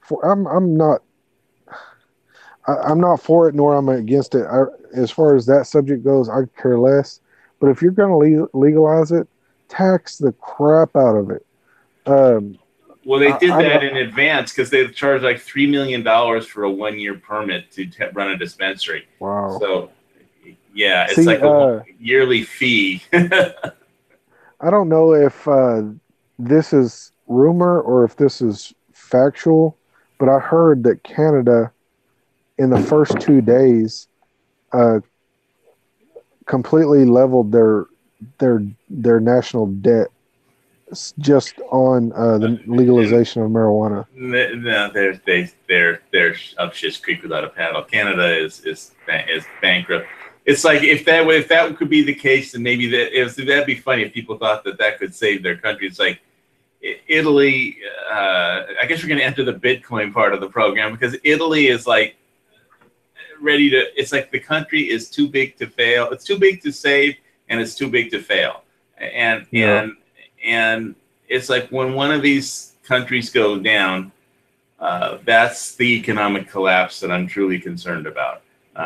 And it's like they're all tottering. I mean, if you saw the market today, there was like an 800-point swing in the Dow Jones Industrial Average in a period of like an hour. It was like up 300 and then it was down 550. It was like, what? And of course, but all the markets are so manipulated. I mean, it's like this financial reset, I think, is going to be a planned reset to a certain extent.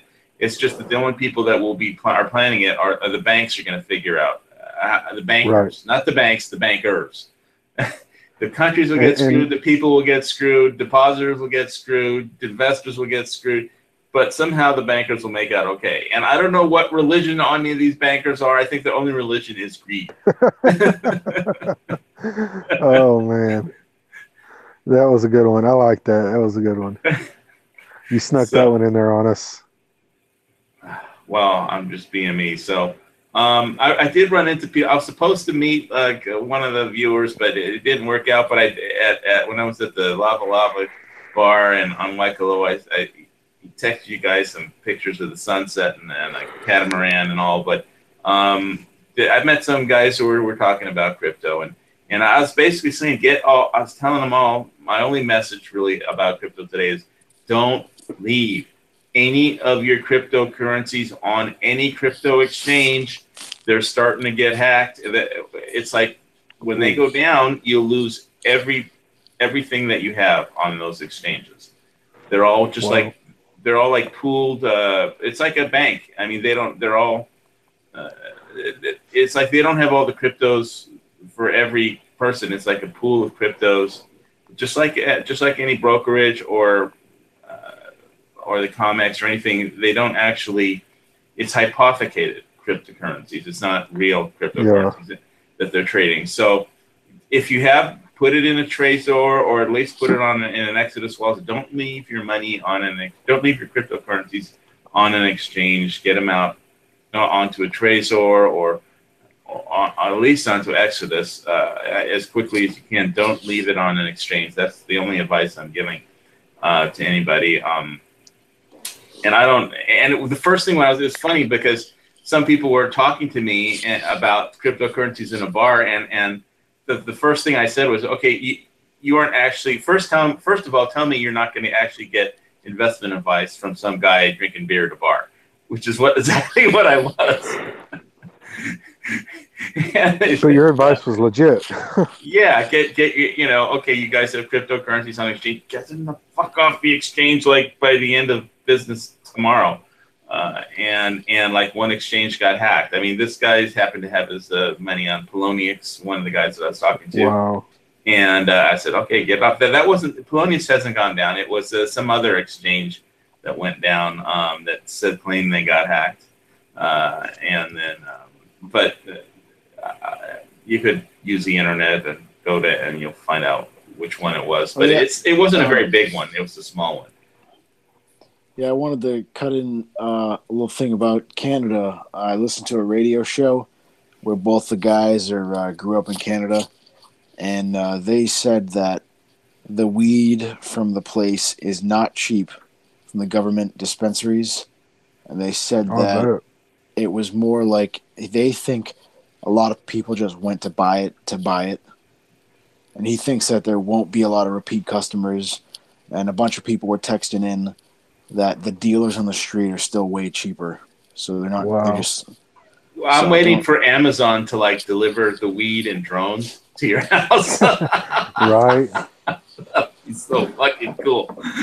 Apparently, there's been. I don't know if that's what they were talking about, but I think people have already tried to set up subscription services for weed. In Canada, so you can get it just sent to your house every like 2 weeks. That's what dealers used to do. Oh, they're going to be doing it legally now in Canada, but it's still and what's still really expensive. funny is all the marijuana stocks. I mean, they did have like a really hyperbolic chart for like 2 days. It just was straight up.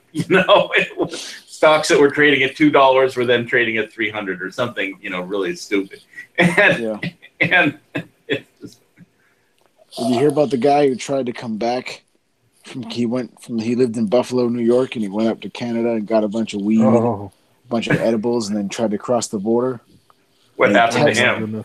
He texted his friend and said, "Oh, dude, I'm at the border crossing, and they're starting to look through my stuff, and I got all the weed and stuff in there, man." So they got him. They got him on smuggling. Yeah. So he's fucked. Just because it's legal there doesn't mean it's legal here. I mean, you still can't cross the border with it. There's a lot of people don't understand. I mean, a small part of the state borders Colorado, but there's a lot of people that bring it back from Colorado and get busted, and they're like, "Why? I bought it legally." Yeah, you bought it legally from Colorado, and it's still illegal here. Just because you buy it legally in a state where it's legalized doesn't mean it's legal here. Yeah, we have that problem with fireworks here. The undercover stadies will like hide in fireworks parking lots over the border in New Hampshire, and they'll like call cars in to pull over. It's ridiculous. See, here they decided that people are just driving over to Indiana to buy firecrackers and bringing them back anyhow. It's been going on for decades. Why are we losing the tax revenue? So they legalized them in Michigan, and now the state gets the money from the fireworks here, the tax revenue. And they kind of just let the market drive the thing. When I'm always telling people, if you live in a state that has gun restrictions, and you want to keep your guns, you should move, because those people are trying to drive a message to you. They don't want you there. It's kind of the same thing with marijuana. There are plenty of states where the marijuana has been made legal. If you're that big of a highhead that you want this stuff that bad and you don't want to risk getting in trouble, just move to that state. If that's your big thing, let the market forces drive things. So that when in the states where they have, marijuana is legal, they get a bunch of potheads. In the states where guns are legal, they get a bunch of gun guys. And, whatever it is. And kind of we still need to be a unified country, like have the same money and have the same postage system and use the same units of measurement and blah blah blah blah blah. You need to be able to drive from state to state and this, that, and the other. But in general, if there's something that is just that important in your life, and one place has it, another place doesn't, like if you're that big into gambling, move to Nevada. You know what I mean? Whatever Or it is, Oklahoma. it's legal there. Yeah, we've got Wait, casinos everywhere now. Indian casinos, yeah. That's Even not the Arizona same. That's not has the Indian. same. Well, yeah, Vegas Everybody- is kind of. Yeah, everybody's got Indian casinos. Everybody's got that shit. But Yeah. Well, I'm talking about Oklahoma. it's legal. Oklahoma has a Right. lot of Indians, so they probably have more Indian casino. I mean, that was like where everybody, all the Indians got dumped in Oklahoma somehow. That's where the Trail of Tears ended. I mean, am I right? You're right, pretty much. I mean, I'm Indian too, so I'm a mixed breed. But yeah, your state means red people. yeah, it really Oklahoma does. is Oklahoma means people, and Huma is red. Is Choctaw for red. The So- state is Choctaw word. Oklahoma is Choctaw for red people. the former unorganized territory.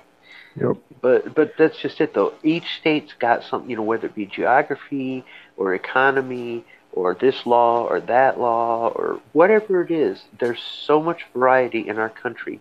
If you've got something that is that important to you, you can relocate to that. That's the beauty of us having 50 states and a couple territories. HVS, your thing is what? Beaches, I guess, right? So you're there. Beaches and Whatever it is. lava. Well, what happened to me was, you see, my place in Malibu burned down across from the beach, and then the Red Cross gave me a voucher for free rent on the beach. So I got used to it. I mean, but it was only for 2 months. After that, I had to start paying rent, right? But I made it easy to move in. The Red Cross says, okay, your place burned down, here's a voucher. Very nice. Right. And So for the states where marijuana is illegal, the people in that state have been voting to keep it illegal. They don't want that stuff. But if the state next door voted to make it legal, just move next door. Just go hang out in Colorado, whatever.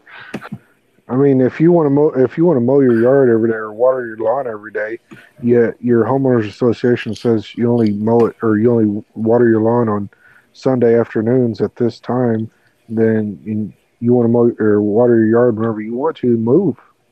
I mean, But Squib, it's cold in New Hampshire. And I'm burning up down here in Oklahoma. It was 84 degrees today. oh,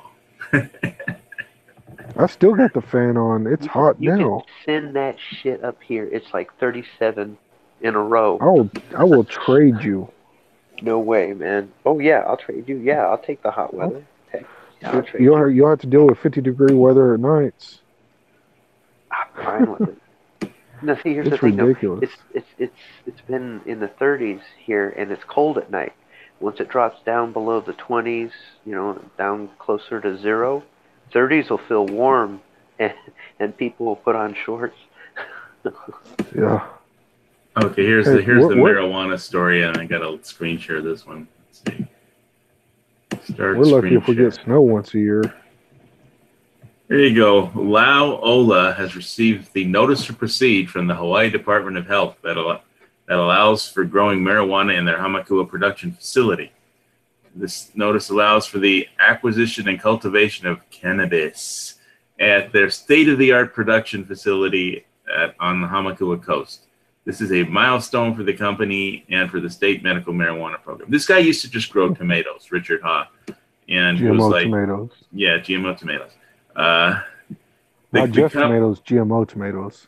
Yes, that'll probably piss off Dusty if he gets this far into this chat and hears it. The Why? company, You got GMOs? I know, but he look, he got upset because he didn't like the oatmeal that I used in my food prep video. No, there's nothing wrong with GMOs. Everything, Anyway. even corn Okay, let's is not get into GMO. that. The company is proud. The only thing that people don't mind if they're GMOs is they want their GMO cannabis. All they care about is THC content. That's the only thing that matters. The company is proud of the quality standards set in the state with the cannabis production facility they constructed from the ground up, and stands behind the time it took to do it right. Quote, we have gone above and beyond state standards to ensure production of the highest quality cannabis medicine in the Pacific, said CEO Richard Ha. Our mission is to become Hawaii's premier medical cannabis provider. And there's a picture of it. I used to grow tomatoes, and then I got high. Ola has GMOs, and I got high. I'm the only grower in Hawaii. So then I got high. They used to grow sugar around here, man. They imported, they used to import Japanese like slave labor to work at sugar factories around here. Wow. So what if there was like a lightning strike or something and set the field on fire and that whole place went up? Everybody downwind would get cardiac buzz. My goodness. Well, that wouldn't change. Probably half of the people here are stoned all the time anyway. So it's those few. You know, one time I was when I was renting a house down across Painted Church, and how now like the landlady was like, yeah, I was like, sometimes I told the landlady who came by to talk about something, I was like, sometimes I feel like I'm the only person who doesn't smoke weed in this whole state. And she looked around and said, you're not the only person. But so y'all are the only two. There's an inherent responsibility to operate at high quality standard when this cultivating. Whole state question. What's that? There's a meme going around, and it's funny because when it was State Question 788, which is the 420 bill, I guess you'd call it. That was going around. It said something about we're too late. It's too late. Now that we legalized marijuana, it's too late. Everybody's all on meth or something like that. It was funny. I can't think of it word for word, but it was something like. The problem is really good marijuana costs a lot of money to grow, and crystal meth is cheap to make. So yeah, people can the druggies can afford crystal meth, and they cannot afford marijuana. Yeah, man, crack is whack. I wouldn't know, man, but there's plenty of tweakers around. You can spot them pretty easy. Oh god, yeah. Let's see. The eight licensees exist to provide infrastructure and support qualifying patients, something that's been unavailable for over 15 years. For the first time on the island, patients will have the access to clean, lab-tested, medical-grade cannabis at their convenience. Okay, but when does Amazon deliver them in drones? That's the question. And Coca-Cola is like they're going to start making marijuana Coca-Cola. Yeah, I've heard that. You know, it's just when that happens, that would have been like really cool if that happened when I was in high school, you know, and I was stupid enough to do all that shit. But now that I'm like an old guy, it's like, no thanks. I still need what's left of my brain to work. Coca-Cola is going to go back to having drugs in their Coke again. Yeah, it's going to go back to the good old days, I guess. Maybe they'll call it Dopa-Cola this time. All right. I don't know if they would allow that in Coca-Cola because then they're going to say kids have access to it. Okay, here was a proclamation. I forgot to mention this by the President of the United States. As a mark of solemn respect for the victims of the terrible act of violence perpetrated at the Tree of Life Synagogue in Pittsburgh, Pennsylvania on October 27th, the President of the United States orders that the flag of the United States shall be flown at half-staff at the White House, upon all public buildings and grounds, at all military posts and naval stations, and on all naval vessels of the federal government in the District of Columbia and throughout the United States and its territories, and possessions until sunset, October 31st. And also directed all flags be flown half-staff for the Same length of time at all U.S. embassies, legations, consular offices, other facilities abroad, including all military facilities and naval vessels and stations. All right. All right. Well, so much for that. I'm going to stop the screen share. And thanks to everybody for watching. If you're watching this show on a replay and you've made it this far, you get a free marijuana joint when you visit Hawaii. All right. Go to Richard Hawes' facility, and I'm sure he'll hook you up. So just don't ask him for any tomatoes. On a absolutely 100% random note, who can guess where these came from? Canada. Oh, no. Tim Tam. What is Tim Tam? It's amazing. It's some kind of like chocolate. What about this right here? This may tell you exactly Australia. where. Vegemite, yeah. Australia. Yeah. Vegemite. A friend of mine sent me that from Australia. I ordered in my last order of prepper food. I don't know if it's here yet. Some canned Bega cheese. I had tried that before, and it was pretty good for canned cheese. I was like, wow. I didn't realize you could. Yeah, Bega cheese. They have it on Amazon. Check it out. BEGA. It's like in these little blue cans, and I'm not allowed to have cheese, but it's for like prepping emergencies. I throw it in my stash, and I'll just make sure I take my Lipitor if I have cheese that day. But I basically don't have cheese. But for preps, it's like if there's no food around in the stores. I want to get a few cans of that tactical bacon.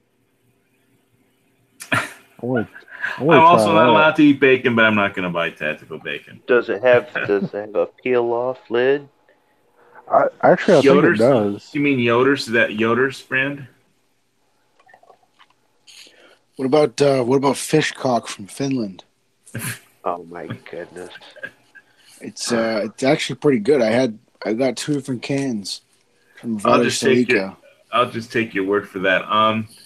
I did get, when I'm going through Walmart, I see that they have those like tuna salmon or pink salmon, those little bags. Instead of the cans, they have it in like little bags. You just tear off the top, and it just makes it really easy to make a sandwich. You just toast some bread or throw some buns on a grill, and then put on a piece of lettuce and cut up some onion and throw on either the tuna or the salmon. It's just a tiny little bag of it.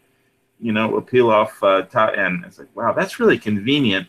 And the shelf life is, I don't think it's more than 6 months, but still, that's not bad for like instant protein on the go in little bags. And I was thinking, that's not a terrible prepper food. I mean, it's not as good as the freeze-dried stuff, but it's really easy to make a sandwich that. Hey, that reminds me, HVS. Did you see my my episode or my video on homemade MREs? On what? Oh, homemade MREs. No,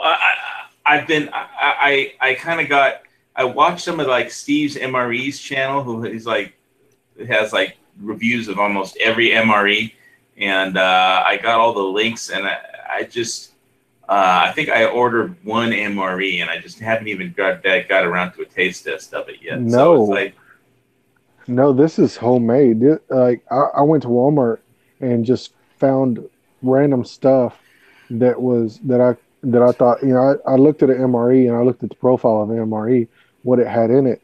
And so I went to Walmart one day and I picked up, one of them was some kind of Campbell's, it was a tear open pouch of like chicken Alfredo. And, I got a couple of those bags of sun-kissed chicken or something like that. Cause I don't do fish. I don't like salmon or tuna or anything like that. Oh, so what's wrong with you? I mean, that's great protein. That's great. I'm sure it is. I just don't like fish.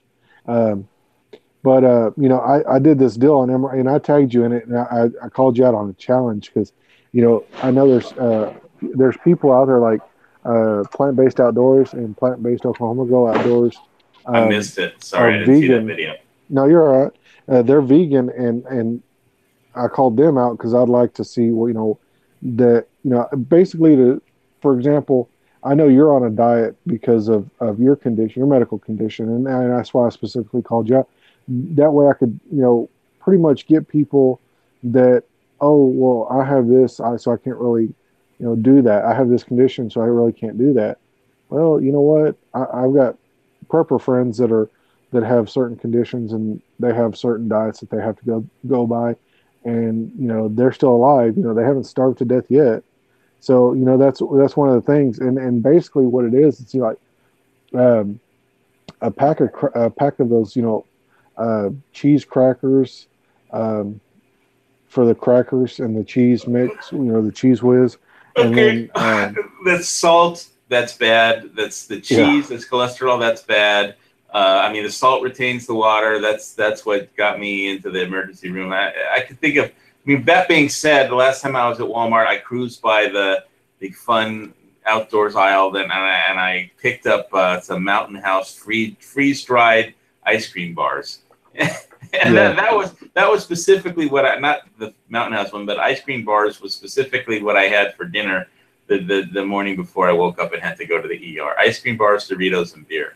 And it's like, so Nice. I got one bag of freeze dried ice cream bars and I put it in with all my other bags of more healthy Well, stuff than that. see, It's like, that's why I specifically thought of you, because there's certain things that you can have, and there's certain things you can't have, and people that are out there like preppers that want to do this and that think that their health is holding them back. You're living proof that you're a prepper, and you have this strict diet that you have to go by. So you're living proof that you can do it. And that's what I was getting at, because like I said, the plant-based outdoors group, they are vegan, and they're all still alive. They haven't starved to death. So and they're preppers as well. So it's like well, if you I ask tag me, I you had and some them. good luck and some help from the good Lord, or otherwise I would have been dead. And some intervention by some good Samaritan Christians. So on top of that, who I believe that the good Lord sent to help me. And on that note, God bless everyone for listening, and we're going to go to the after chat, and we're going to end the on-air portion. God bless America and our president. Aloha from